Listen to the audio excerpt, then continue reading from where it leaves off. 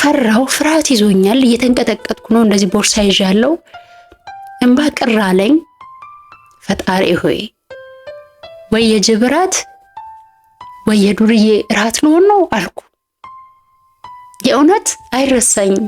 ሌሊት ሁሉም በተኙበት ጸጥ ረጭ ባሉበት መጥቶ የተኛውበት ቦታ ልክ ከተንበሪውን ከፍቼ ስወጣ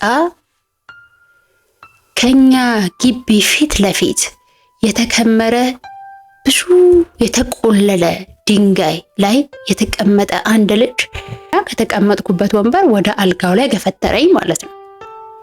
ጩቤ ያወጣ። ነገ በዚህ ሰዓት እዚህ ቦታ ላይ ባትገኝ አንቺም በህይወት አትኖሪም፣ አትማሪም፣ እህትሽንም ጨምሮ አሳድሪው የሚል ስሜት ተሰማኝ።